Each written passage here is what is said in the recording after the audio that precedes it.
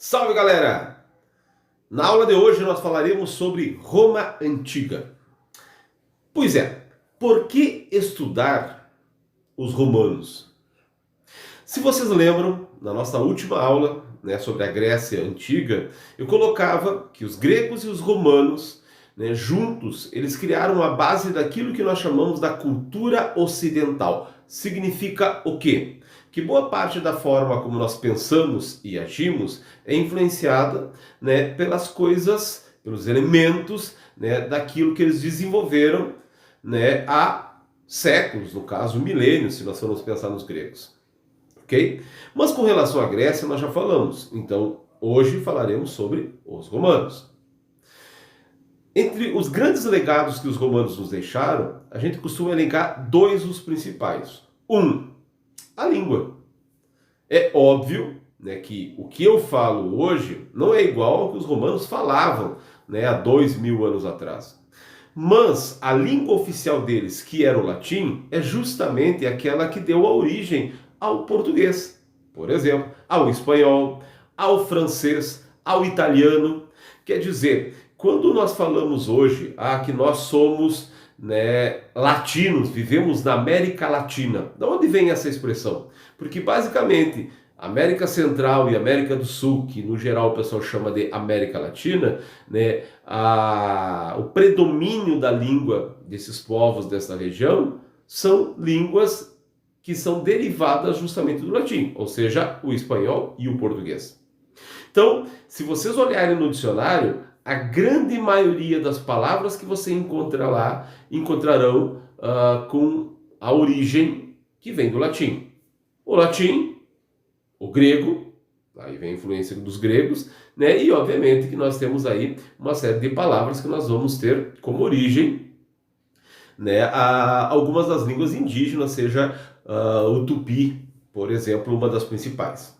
Então, a língua, certo? Mas depois nós vamos entender como que surgiram todas essas línguas derivadas do latim. Segundo elemento, o direito. Quando nós falamos em direito hoje, nós pensamos em leis, quer dizer, se você decidir um dia fazer a faculdade de direito, basicamente você vai se dedicar a estudar a legislação, como elas foram criadas, para que elas servem, enfim, e, obviamente, analisar a existência delas com um objetivo básico, que é organizar a sociedade. Pois é, boa parte da legislação que nós temos hoje tem como origem justamente o chamado direito romano. Tanto que aqueles que se dedicam a esta faculdade, no geral, têm lá na faculdade uma cadeira chamada direito romano.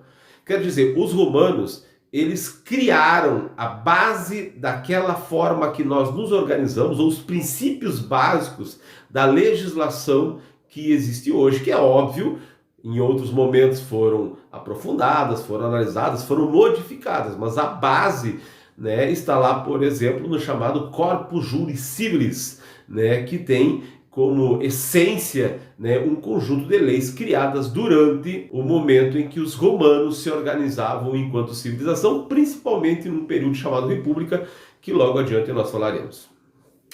Tranquilão? Mas enfim, entender a origem desses dois elementos que fazem parte do nosso dia a dia já é um motivo extremamente grande para entender os romanos.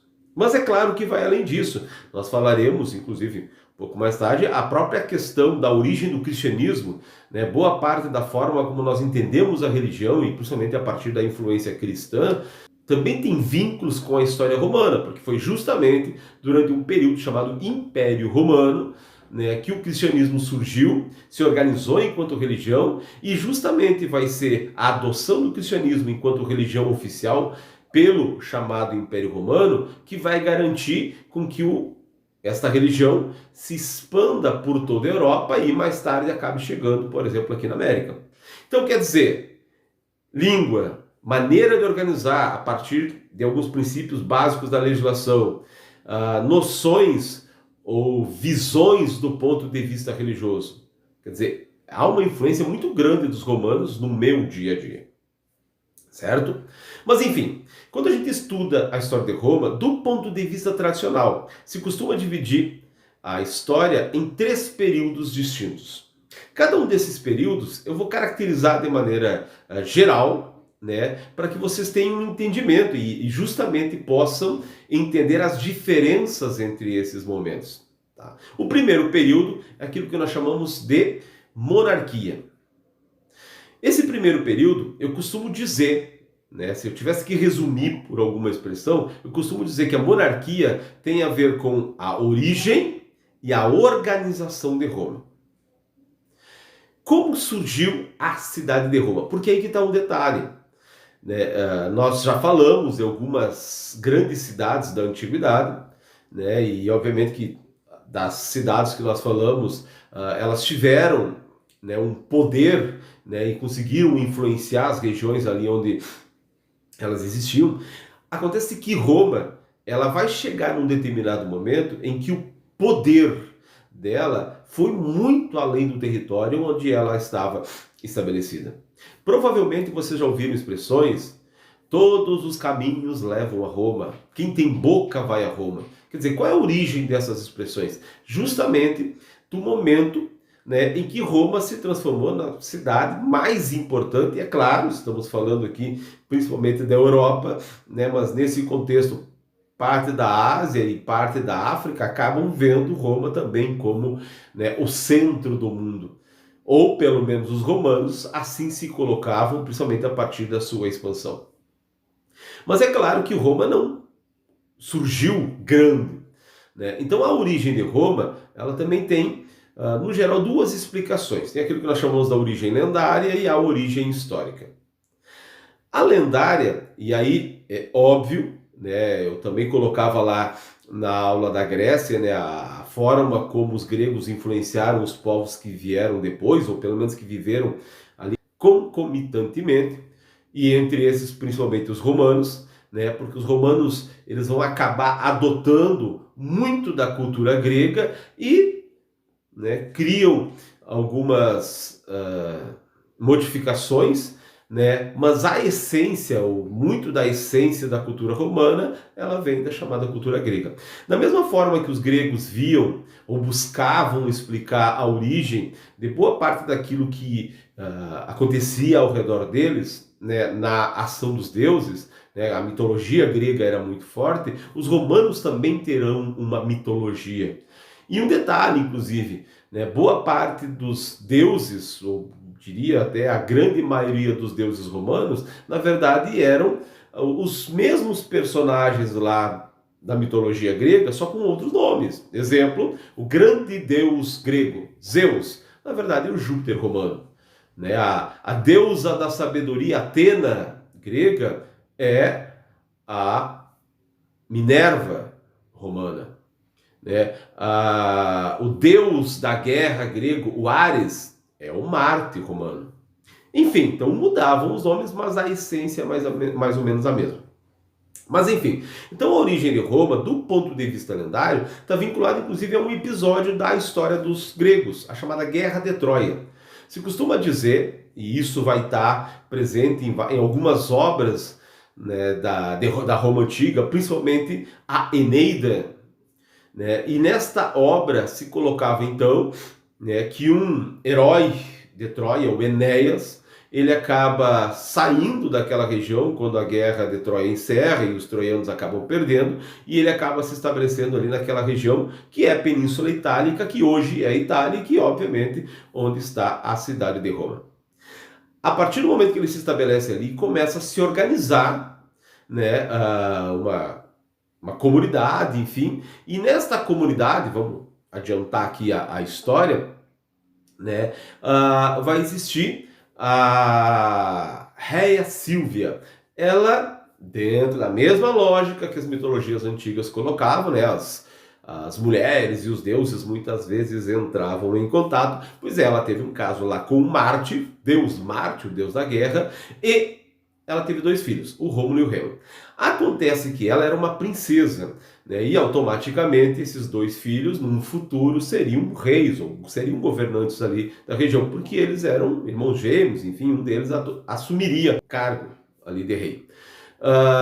Mas um tio dela, o chamado Amúlio, ele acaba tomando o poder na região e manda matar essas duas crianças. Segundo a lenda, né, a pessoa responsável por matar as crianças acabou não fazendo isso, largou, né, as duas crianças num cesto que colocou lá no rio Tibre. Teoricamente esse cesto afundaria, as crianças morreriam, mas enfim, elas não morreram, teriam sido encontrados por uma loba, né, na lenda é um animal, encontrou eles, amamentou eles, né, Mowgli, vamos dizer lá que eles foram meninos lobos, né, criados uma loba, menino lobo, mas enfim, né, cresceram, né, acabaram sendo encontrados por alguns camponeses, enfim, ali, que criaram eles. Quando eles cresceram, descobriram, na verdade, toda a linhagem deles, foram, né, e tiraram tinha o malvadão lá, o tal do rei Amulho, que tinha se transformado em rei, e graças a isso, eles acabaram, então, ganhando um pedaço de terra que seria dividido entre os dois. Na hora de dividir lá, deu uma pauleira, um desentendimento entre os dois irmãos, né? E o Rômulo matou o Remo. Não sei se foi com uma remada, mas matou lá o Remo. E neste momento, né, ele cria naquela região, delimita, né, e surge a chamada cidade de Roma, em homenagem a Rômulo. Claro, esta é uma versão lendária. A versão histórica coloca, na verdade, uma série de povos se estabeleceram naquela região, os latinos, os italiotas, né, e um outro povo chamado os etruscos. A partir do momento em que principalmente esse último povo, os tais dos etruscos, se estabelece naquela região, né, e eles eram considerados um povo guerreiro, esses outros povos, eles começam a se estabelecer, né, e se organizar, inclusive, para evitar ataques. E aí surge uma espécie de fortaleza militar. Então, segundo a versão histórica, esta fortaleza militar, né, ou esse estabelecimento, né, de uma espécie de defesa, né, nesse contexto de guerra, teria sido a origem de Roma. Então, mesmo do ponto de vista histórico, Roma está vinculada desde a sua origem com a guerra. E é isso que, mais adiante, vai fazer com que ela realmente, através da guerra, através da expansão territorial, se transforme na cidade mais poderosa daquela região. Ok? Mas enfim, então, num primeiro momento, que então este momento, né, de formação e organização em que surge a cidade de Roma, né, que é a chamada monarquia, como o nome diz, monarquia, logo tinha reis. Se costuma dizer que entre 753, né, antes de Cristo, então essa seria a data da origem da cidade de Roma, até 509 antes de Cristo, né, 7 reis governaram, se sucederam durante esse período e governaram a cidade de Roma. Vai ser nesse momento que se estabelece, né, a base daquilo que nós vamos chamar então de sociedade romana. Essa sociedade, ela costumava ser dividida em 4 grupos no geral, né? Tinha no topo os patrícios. Quem eram os patrícios? Né, os bem-nascidos, né, os que tinham pai, né, a origem lá do termo patrício, na verdade eram aqueles que se consideravam descendentes dos primeiros habitantes da região e por isso serão os grandes donos das terras ali, os grandes proprietários. E como naquele contexto poder e posse de terra estavam vinculados, eles eram os poderosos, eles eram que tinham o controle do ponto de vista político, né? Porque havia a figura do rei, mas havia uma outra estrutura que foi criada naquele contexto, que era o Senado, que trabalhava ali basicamente lado a lado do rei. E o Senado, ele era composto pelos patrícios. Abaixo dos patrícios tinha os clientes. Eu costumo brincar e chamo os clientes de os primos pobres, porque boa parte deles eram parentes, né, não com tantas posses, quer dizer, mais pobrinhos, né, dos patrícios, mas em função desse vínculo com os patrícios, né, e de uma relação, vamos dizer assim, de dependência e fidelidade em relação aos patrícios, os clientes vão ter uma certa vantagem, né, alguns benefícios, certo? Mas eles não terão o poder em si. Mas é claro que eles estarão melhor que os plebeus. Quem eram os plebeus? O povão. Tá? Quer dizer, este povão, não necessariamente seriam pessoas pobres, porque nós vamos ter em determinados momentos lá que o comércio vai crescer e muitos comerciantes vão acabar enriquecendo, mas eles não eram da realeza, né, dessa nobreza que seriam os patrícios, não eram protegidos pelos patrícios, ou seja, os clientes, então automaticamente eles estavam numa categoria inferior. Mas um detalhe, eles eram livres, porque aí abaixo de todo mundo estavam os escravos. Quem era o escravo? No geral, ele era prisioneiro de guerra. Se vocês lembram, na aula da Grécia, eu colocava como foi fundamental para o desenvolvimento da Grécia o uso da mão de obra escrava. Agora, lembrando, né, que quando nós falamos da escravidão na antiguidade, não há um vínculo com a escravidão que nós vamos chamar assim da Idade Moderna, a própria escravidão que nós vamos ter aqui no Brasil, aqui na América, enfim. Quer dizer, quem era o escravo lá?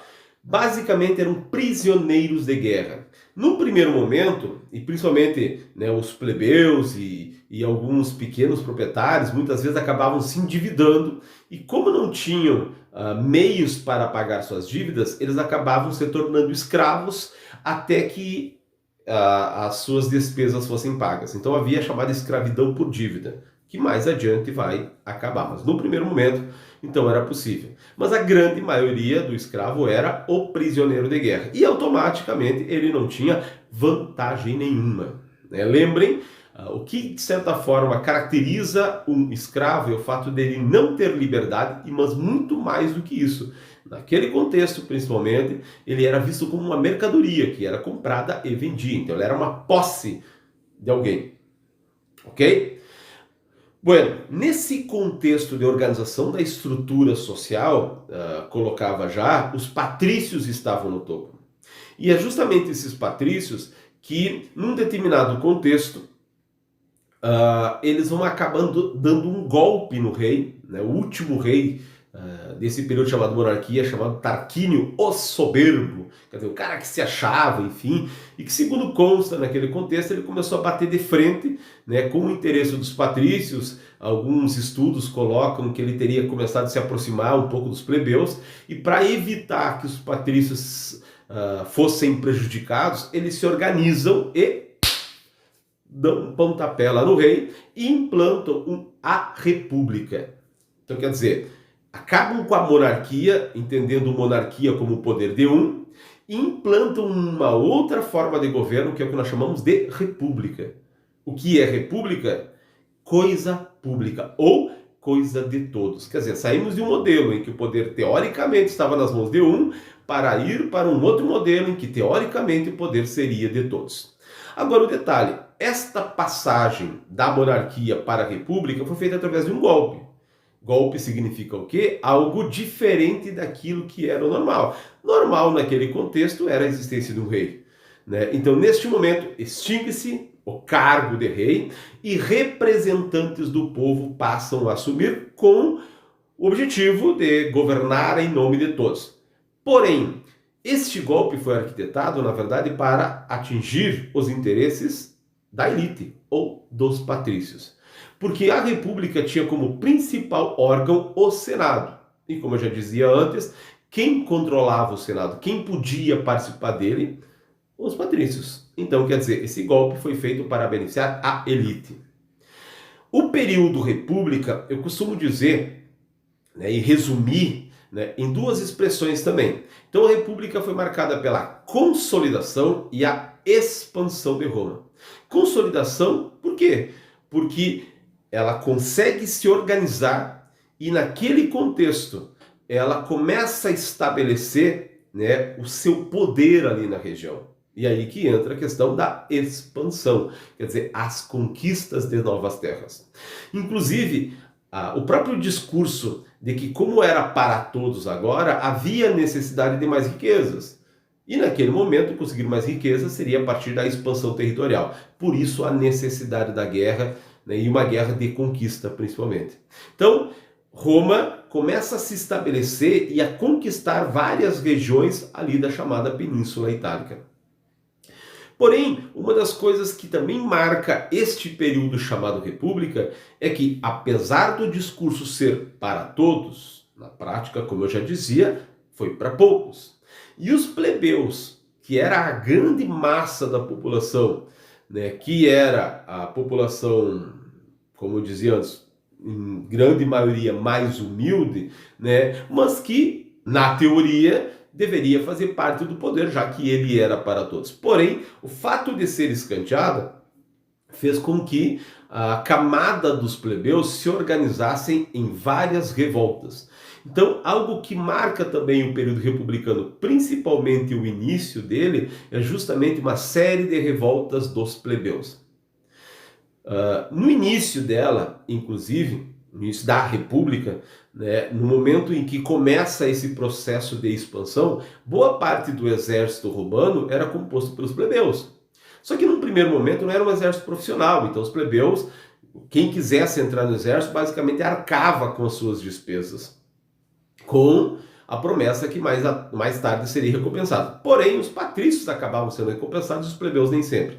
Né? Então, muitas vezes, esses caras acabavam se endividando, né? E quer dizer, por que expandir, por que crescer se na prática eu não estou sendo beneficiado? Então, isso gera uma onda de revoltas, inclusive, né, uma das primeiras revoltas fez com que os plebeus cruzassem os braços, vamos chamar numa grande greve, dizendo não vamos mais participar, né, das atividades militares.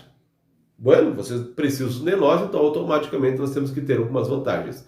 Então, nessa primeira revolta, eles conseguem, né, a partir da pressão, um dos grandes direitos naquele momento, né, e aí, inclusive, vamos vincular a palavra direito, né, no geral, ela está vinculada a uma lei, porque isso, inclusive, é um dos princípios que vai acabar surgindo ali em Roma e numa das próximas revoltas, justamente vai se colocar a ideia de que não basta os patrícios dizerem que nós temos vantagens, que nós conseguimos vantagens, nós queremos isso no papel, que é o que vai ser chamado lá a Lei das 12 Tábuas.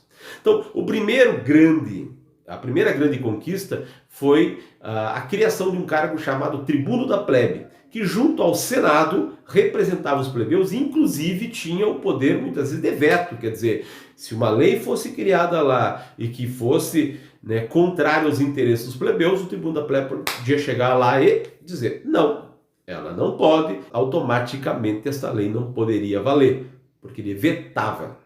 É claro que na teoria isso é muito lindo. Na prática, nós vamos ter vários momentos em que os tribunos da plebe serão patrolados. Né? Dois grandes exemplos, né, têm a ver com os chamados irmãos Graco. Né? O Tibério, que foi o primeiro, e depois o Caio Graco. Eles foram tribunos da plebe, eles não necessariamente eles eram plebeus, né? Inclusive eles eram nobres, mas conseguiram se eleger representantes dos plebeus. E tinham um discurso justamente para beneficiar, né, a classe dos plebeus. E a grande bandeira, vamos chamar assim, dos irmãos Graco foi a chamada reforma agrária, quer dizer, se nós estamos conquistando mais terras, essas terras têm que ser distribuídas também para os plebeus. Dizia lá o Tibério Graco, né, as feras que rondam Roma, né, tem a sua toca, né, tem o seu ninho, enfim. Agora o soldado romano, quando volta para casa, ele não tem um pedaço de terra. Então, automaticamente, nós temos que garantir isso.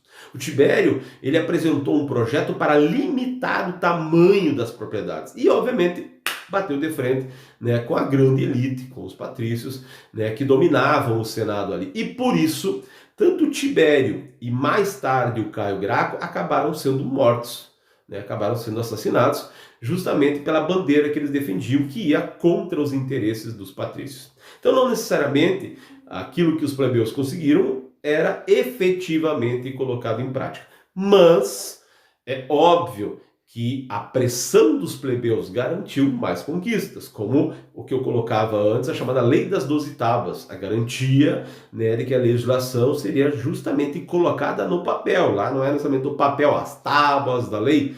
Pois é, mais tarde eles conseguem lá a chamada Lei Canuleia, né? A sociedade romana era uma espécie de sociedade estamental, lembra? Já colocava esse conceito numa outra aula, quer dizer, a tua posição social é definida pelo teu nascimento.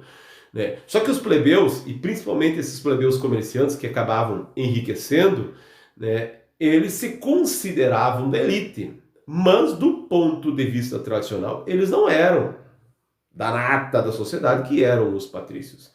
E isso, inclusive, pela legislação, basicamente era impedido o casamento entre um patrício e um plebeu. Então, a chamada Lei Canuleia permite o casamento entre esses grupos sociais. Então, a importância não está em poderem casar. A importância está em que, basicamente, a discriminação desses dois grupos acabou. Pelo menos na teoria, pelo menos do ponto de vista legal. Então isso é uma grande conquista. Mais adiante, em vários momentos, se conseguem lá leis para baixar o preço do pão, do trigo. Então, em vários momentos, os plebeus, a partir das suas revoltas, conseguiram algumas vantagens. Essas vantagens foram sendo colocadas no papel. E isto foi dando mais poder para os plebeus e automaticamente enfraquecendo o poder da elite, dos patrícios, dos governantes. E criando um princípio, né, que mais tarde vai ser aprofundado, da ideia de que os governantes devem trabalhar em nome do povo.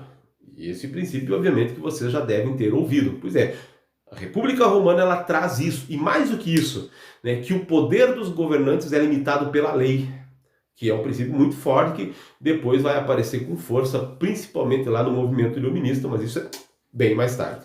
Mas os iluministas buscam justamente nos gregos e nos romanos aí esses princípios que durante um certo tempo acabou sendo deixado de lado, mas isso nós falaremos numa outra aula. Beleza? Mas enfim, na medida em que essas revoltas aconteciam em Roma, e alguns direitos foram sendo conquistados, digamos que as disputas internas eram amenizadas. E isto fortalecia a Roma como um todo. E automaticamente ela se fortalecia para se expandir. Então é nesse contexto da República Romana que esse processo de expansão gerou toda uma conquista. É claro que começa pela Península Itálica e aí foi se espalhando. E aí no momento em que Roma tende a crescer e dominar toda a Península Itálica e depois cair adiante, ela acaba batendo de frente com uma cidade chamada Cartago, que era uma cidade que ficava no norte da África e que, se vocês prestaram atenção numa das minhas aulas da chamada Antiguidade Oriental, eu falava que Cartago tinha sido a colônia dos fenícios. Pois é, esta colônia dos fenícios cresceu, né, e se transformou basicamente em uma grande cidade, um entreposto comercial, e que basicamente dominava boa parte do mar Mediterrâneo. Para que os romanos pudessem controlar justamente o Mediterrâneo e dali se espalhar para todas as outras regiões, eles acabaram batendo de frente com Cartago.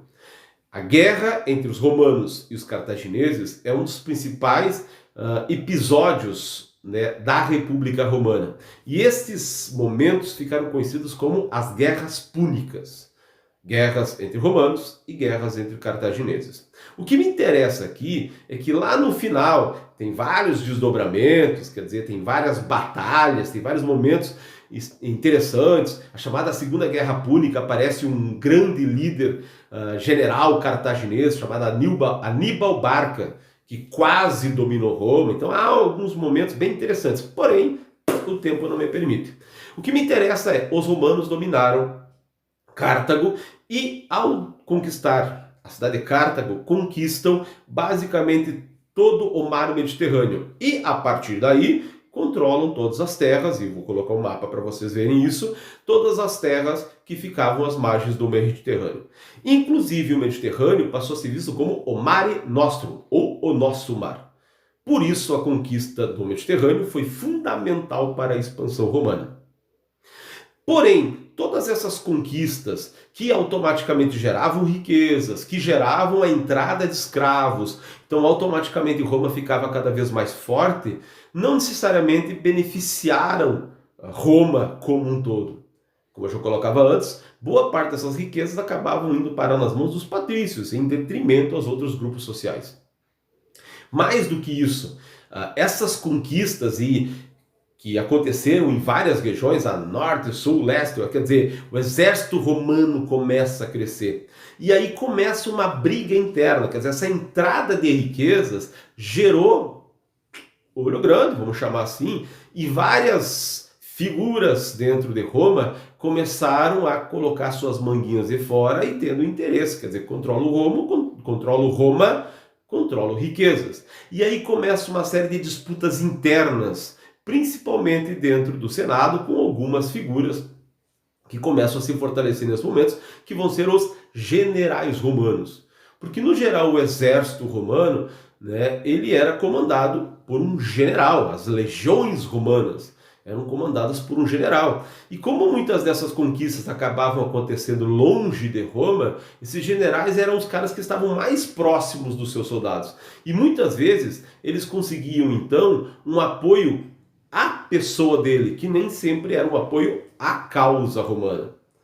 Isto gerou, então, uma série de disputas pelo poder dentro de Roma, onde muitos generais usavam as suas tropas para garantir poder para ele. Então, é nesse contexto que essas disputas internas acabam, de certa forma, corroendo Roma, até o momento em que alguns generais acabam dividindo o poder e o território, né, para, junto ao Senado romano, né, governar Roma. E aí surgem os chamados triunviratos, 3 carinhas. O que me interessa não é necessariamente os nomes desses carinhas, mas é o fato de que a criação dos chamados triunviratos foi uma tentativa de pacificação interna de Roma. O que na verdade acaba não acontecendo, porque esses triunviros, né, esses 3 carinhas, acabam usando justamente as suas tropas para brigar entre si e tentar ficar governando sozinho.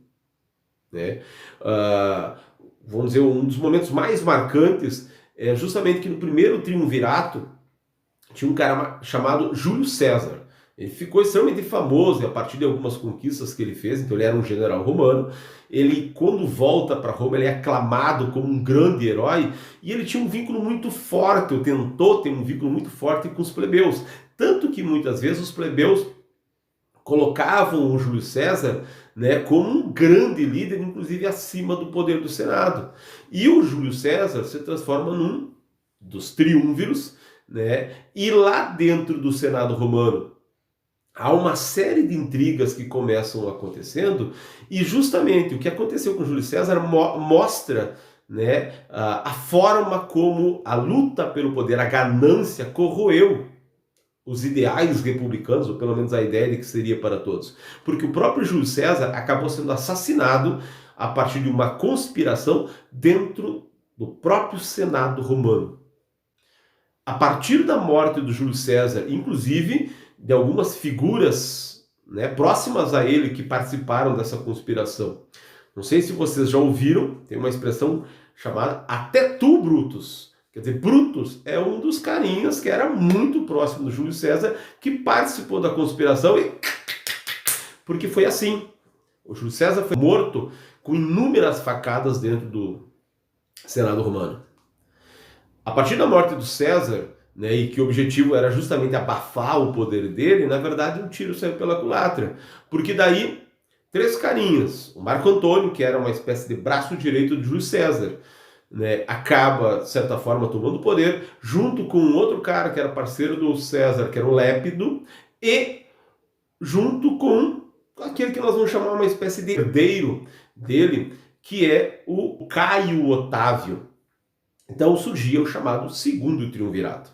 Da mesma forma que no primeiro, esses triunviros acabam brigando entre si até que surge, né, se coloca à frente dos demais, este Caio Otávio, ou Otávio Augusto. Ele acaba dominando, acaba inclusive matando o Marco Antônio, e esse Marco Antônio, talvez você já tenha ouvido falar da Cleópatra, rainha do Egito. Pois é, nesse contexto que aparece a história dela. Egito, neste momento, era uma colônia romana. O Marco Antônio era amante, o Júlio César já tinha sido também, mas depois o Marco Antônio herdou o poder e herdou inclusive a mulher lá do Júlio César. O Marco Antônio, né, acaba sendo perseguido lá pelo Otávio, inclusive ele é morto no Egito, aquela historinha lá da Cleópatra com a cobrinha. Pois é, para quem conhece a história, né, quando ela foi iam matar ela lá, ela pegou uma serpente e acabou deixando a serpente picar ela e ela morrer, da mesma forma lá que o Marco Antônio acabou sendo morto naquele contexto. Mas enfim, historinhas à parte do que me interessa. Naquele contexto, esse Otávio, Caio Otávio, herdeiro do Júlio César, ele acaba sendo alçado, né, à figura do principal líder ali em Roma. E ele acaba sendo colocado como, né, o herdeiro direto do Júlio César, né, tanto que Se vocês já viram alguns filmes, documentários sobre Roma, no geral, uma das saudações que vai se ter aos imperadores, que é o que nós vamos ver agora, era justamente o Ave César, ou Salve César. Então César, o Júlio César, vai ser a figura básica a partir dali, que o Otávio, o seu herdeiro, acaba, né, garantindo, né, que sua memória fique presente. E o Otávio, então, ele é alçado a grande líder, ele ganha o título de Augusto, ou o escolhido dos deuses. Ele acaba sendo aclamado como Príncipes Imperator, ou o imperador. Eis que então, basicamente, acaba a república e inicia o período que nós chamamos de império. Neste contexto do império, teoricamente não é uma monarquia em si, porque a princípio o Senado existiria ainda. Só que o poder acaba se vinculando e se centralizando basicamente nas figuras deste cargo, né, dessa pessoa que é o imperador. O primeiro imperador, então, o tal do Otávio Augusto, e às vezes aparece essa expressão, Otávio Augusto. Otávio era o nome, Augusto foi o título, né, o escolhido dos deuses. Na medida em que o Otávio assume o poder e se transforma no primeiro imperador, ele consegue pacificar, quer dizer, diminuir essas brigas internas. Claro que parte da forma como ele consegue, ou das artimanhas que ele usa para conseguir nessa pacificação, foi inclusive perseguindo aqueles que participaram lá, né, da conspiração que matou o Júlio César. Então, em partes, ele sufoca a possibilidade de oposição, matando inclusive membros da elite. Por outro lado, ele conquista parte da população, primeiro porque ele se colocava como herdeiro do Júlio César, que era visto pelos plebeus como um cara próximo dele. Mas mais do que isso, ele inaugura, na verdade ele não inaugura, porque isso já existia em Roma, mas ele fortalece uma política que acaba sendo a base, de certa forma, da expressão do poder das figuras políticas, e nesse caso do imperador, né? Dentro daquilo que ficou conhecido como a política do pão e circo. O que é isso? Pão, comida. Quer dizer, parte do povo romano muitas vezes passava fome. E aí o governo vai distribuir comida. Aí é a questão do pão. E circo, né? Não o circo em si, mas todo mundo, ou boa parte de vocês, né, já deve ter visto um dos grandes símbolos de Roma, que é o Coliseu Romano. Quer dizer, uma das coisas que fazia parte da cultura romana eram os espetáculos nas arenas, né? E entre esses espetáculos, principalmente as lutas dos gladiadores. Quem era o gladiador? Bueno, ele era, no geral, um escravo, mas um escravo diferenciado, porque ele acabava sendo comprado, ele era mandado para uma espécie de escola, o Ludus, e lá ele era treinado para entrar em combate, para distrair a população romana. Então ele era, vamos colocar aí, como se ele fosse lá um lutador do UFC romano. Vamos colocar assim. A diferença é que o lutador do UFC hoje é uma pessoa livre, apesar dos contratos nem sempre definirem ou darem a liberdade para ele escolher exatamente com quem vai lutar. Mas tudo bem, é outro detalhe. Tá? Mas lá o gladiador, ele tinha que obedecer ao seu dono, certo? Pois o uso das lutas de gladiadores, né, foi fundamental para o fortalecimento político de alguns figurões romanos, como eu dizia, principalmente do imperador. Então, a política do pão e circo, né, e talvez vocês já tenham visto isso em algum filme, tem filmes como O Gladiador, alguns de vocês talvez já tenham visto, tem uma série que trabalha justamente e muito bem a questão do gladiador, figura do gladiador e tudo que cerca a vida dele, que é uma série chamada Espartacus. Claro, tem umas coisinhas nesta série, né, que a gurizada menor de idade não pode ficar olhando. Mas tudo bem, detalhe.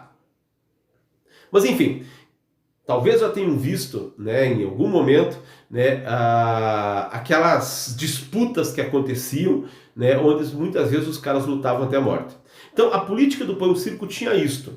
né? Nestas arenas, a galera entrava de graça, no geral eram entradas gratuitas, essas disputas às vezes duravam dias, meses, e que era uma forma de distrair a população. E esta é a questão. A política do pão e circo tinha um objetivo: distrair a população, fazer com que ela esquecesse dos seus problemas e que automaticamente, né, acabava fazendo com que ela agradecesse às autoridades por esta oportunidade, por esses eventos.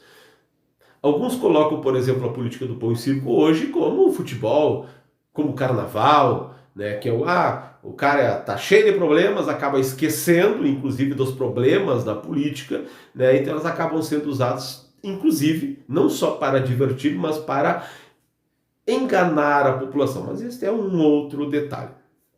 Ok? Então o Otávio Augusto usa a chamada política do pão e circo para se aproximar do povão. E dá certo. Por isso o governo dele também é conhecido como o período da Pax Romana, ou a Paz Romana. Primeiro, né, porque o processo de expansão ele não aumenta, né, ele consolida as conquistas de Roma, mas as guerras em si, né, elas não acontecem tanto. É obviamente que há uma outra conquista, uma outra guerra, mas em geral, comparado ao que existia antes, o processo de expansão ele dá uma amenizada, né? As disputas internas elas amenizam, quer dizer, é um período de paz romana. Os demais imperadores, e aqui não é o caso de nós estudarmos imperador a imperador, até porque são vários, tá? Mas o cargo de imperador, ele não era necessariamente passado de pai para filho, né? No geral, a gente fala das dinastias. Essas dinastias, no geral, tinham a ver com as famílias que dominavam o cargo. Em vários momentos, é óbvio que passava de pai para filho, mas o período do Império ele é marcado por uma série de outras conspirações, em que nós vamos ter lá imperadores muito doidos, que vão matar o filho, matar a mãe, matar o tio, a avó, enfim, até os cachorros, enfim, né, para se manter no poder, e que automaticamente, a partir de todas essas violências que eles vão usar, eles muitas vezes eram alvos também, né, de assassinatos. Então muitos se transformaram em imperador ao matar o cara que estava até então. Então vários caras acabam aparecendo nesse contexto como imperadores loucos, né? Tipo Calígula, né? Que chegou a nomear lá o cavalo dele como um senador. O Nero, famoso por ter colocado em fogo em Roma. Quer dizer, então tinha uns caras doidão lá como imperador. O que me interessa é que depois do Augusto, basicamente quase todos os outros imperadores não conseguiram manter essa tranquilidade que ele manteve. Certo? E é por isso que ao longo do tempo o Império Romano, apesar de o momento do Augusto acabou sendo colocado como o auge, né, do poder romano, os demais imperadores, ao não conseguirem manter esta paz e tentarem, né, se fortalecer no poder, inclusive a partir de ações, né, extremamente suspeitas, como eu citava agora há pouco, né, e todo o desejo de expansão que alguns vão trazer e que automaticamente vai trazer uma série de inimigos para Roma, fez com que ao longo do tempo o Império Romano, que apesar de ir crescendo, acabasse entrando em crise. Justamente porque, e aí são vários motivos que acabam fazendo com que o Império Romano entre em crise e vá mais adiante ser extinto. Alguns elementos que a gente costuma colocar. Primeiro, justamente todo esse processo de expansão fez com que em um determinado momento Roma não tivesse mais como controlar todo esse território. E automaticamente gerou uma série de inimigos. E aí automaticamente, né, você não tendo como sustentar tudo isso, você para o processo de expansão. Só que aí tem um detalhe. A partir dessa expansão se conseguia muitos escravos. E o escravo era mão de obra básica. Na medida em que a expansão diminui, o número de escravos diminui. E automaticamente a produção interna de Roma também acaba diminuindo. Então isso gera uma crise econômica. Quanto menos escravos, menos produção. Quanto menos produção, menos riqueza. Quanto menos riqueza, menos grana para o Estado. E automaticamente esse Estado ele tem despesas para manter o exército, né? Seja para manter a estrutura que eles tinham ou até tentar novas conquistas. E automaticamente o exército acaba se enfraquecendo. E aí, exército enfraquecido, menos conquistas, e aí começa todo o ciclo. Fora isso, todas essas disputas internas faziam com que não houvesse uma estabilidade do ponto de vista político. Fora isso, né? Alguns povos que acabavam morando na fronteira do chamado Império Romano, e o auge do Império Romano fez com que justamente Roma fosse o centro de um território que pegava todo o norte da África, parte do chamado Oriente Próximo, boa parte da Europa, inclusive até parte lá do que seria a Grã-Bretanha hoje, então um terreno extremamente vasto. Na medida em que ele fez isso, ele entrou em contato com alguns povos, que eram chamados naquele contexto dos povos bárbaros. Quer dizer, bárbaro era aquele que não tinha cultura romana, aquele que não falava latim, por exemplo.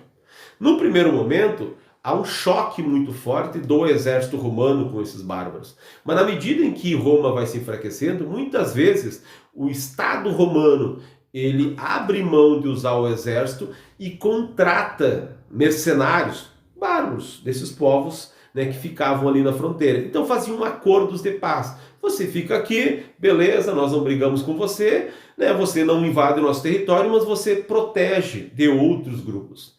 Acontece que muitos desses bárbaros acabaram aproveitando que estavam ali na fronteira, ou às vezes até porque ganharam terras dentro do Império Romano, e mais adiante acabam batendo de frente, né, aproveitando a fraqueza de Roma, né, e acabam tomando parte desses territórios. Fora outros povos que começam a entrar. Então acontecem as chamadas invasões bárbaras. Os godos, visigodos, ostrogodos, né, que estão dentro de um grupo chamado os germanos, os saxões, anglo-saxões. Então esses grupos, que na verdade eram várias tribos, vamos chamar assim, acabam aos poucos comendo pelas beiradas o Império Romano. Isso é um fator. Aí tem um outro detalhe. Na medida em que Roma cresce, Roma tinha uma religião que era politeísta. Eu já falava sobre isso, muito parecido com a religião grega, certo? Mas vai ser dentro, né, de Roma, na verdade do território romano, que vai ser lá na Palestina, acabou surgindo uma nova religião naquele contexto, que é o cristianismo. Quem conhece um pouco, né, da história lá, da origem do cristianismo, da figura de Cristo, por exemplo, antes lá de Cristo ser crucificado, enfim, ele é levado até um cara chamado Pôncio Pilatos. O Pilatos era um representante de Roma ali naquela região. Então, por quê? Porque aquela região era controlada por Roma. Mas, enfim, o cristianismo ele surge como uma religião, né, que acaba aos pouquinhos batendo de frente com o Império Romano. Mais do que isso, na medida, né, em que o cristianismo começa a se espalhar e principalmente chega até a Europa, né, e ele começa a conquistar novos adeptos, o cristianismo começa a bater de frente justamente com o poder de Roma. Porque alguns princípios básicos do cristianismo eram uma afronta à forma como o governo romano dominava. Por exemplo, do ponto de vista do cristianismo, todos são iguais perante Deus. Quer dizer, eles questionavam a escravidão. A escravidão era fundamental para os romanos. Então isso, nós não podemos aceitar. Segundo, para os cristãos existe somente um Deus. E esse Deus não é o imperador que muitas vezes tentava se colocar como um Deus. Então eles questionavam a divindade do imperador. Então, em muitas situações, os cristãos foram perseguidos, né, foram mortos, enfim, e automaticamente o cristianismo ele era visto como um inimigo de Roma.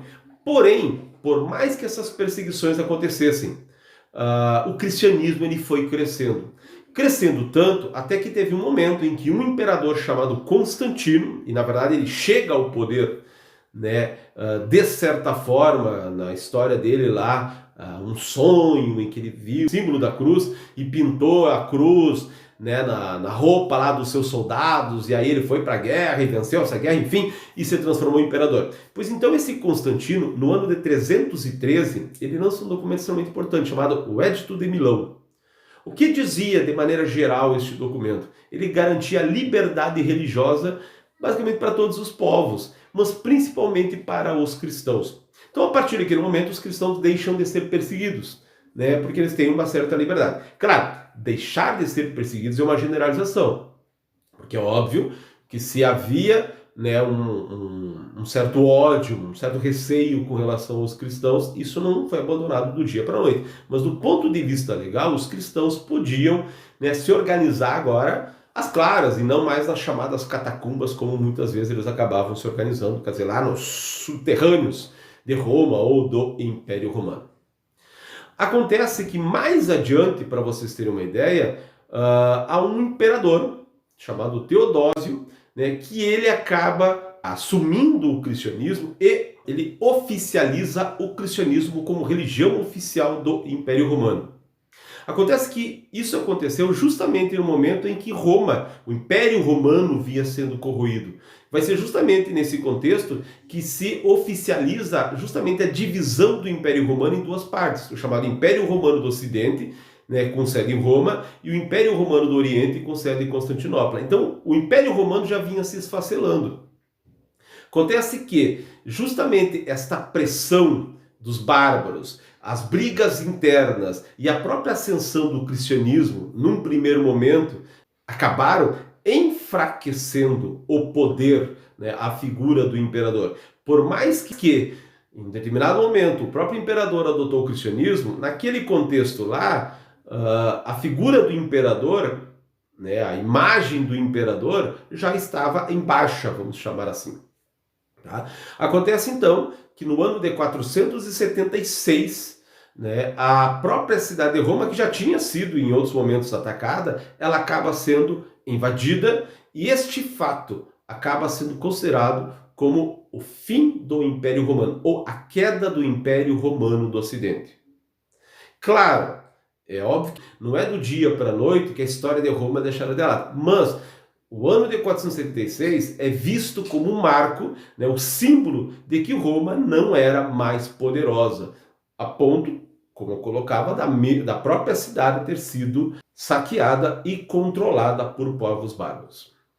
Mas enfim, a história de Roma, do ponto de vista tradicional, ela pode até acabar, né, no ano 476. Mas é óbvio que a influência, né, da cultura romana, ela passa, né, e no geral o 476 é visto como o final da Idade Antiga e o início da Idade Medieval, né, que inclusive é um dos nossos próximos assuntos.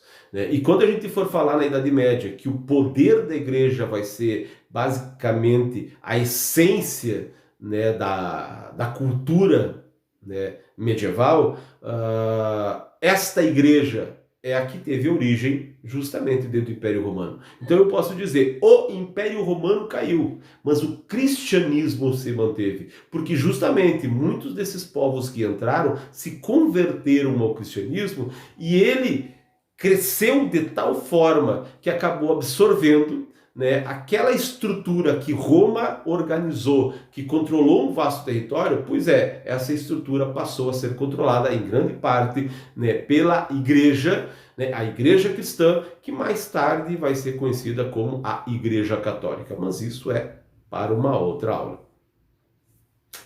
Beleza? Tá? Então quer dizer, o domínio de Roma sobre todos esses territórios garantiu, né, a origem, como eu colocava, né, do português, do francês, porque o latim foi se espalhando para outras regiões. E o latim que era adotado por povos que tinham outras línguas e que foram misturando, já que o latim era a língua oficial, e se eu quisesse ser reconhecido enquanto cidadão romano, eu tinha que saber o latim, né? A origem e a mistura destas línguas gerou, então, aquilo que hoje nós chamamos de português, espanhol, italiano, francês, por exemplo. Certo? A forma, né, do ponto de vista legal, a estrutura que foi organizada ali em Roma, ela perpassa aí o período que nós vamos chamar de Idade Média e mais adiante, durante o Renascimento, muito, né, do que os romanos criaram vai ser trazido de novo. Então, por isso que ao longo do tempo, a forma como os romanos pensavam, se organizavam e elementos da cultura criadas por eles passaram por épocas, passaram por séculos e passaram por eras, né, até chegar naquilo que hoje nós chamamos de sociedade contemporânea. Beleza? Né? Então vamos ficando por aqui e na próxima aula, né, a gente segue o conteúdo. Beleza? Lembrando sempre que isso aqui é um resumão, né? Então, na medida do possível, aí, se a galera ficar com determinadas dúvidas, prenda o grito. Valeu? Hasta la vista, babies!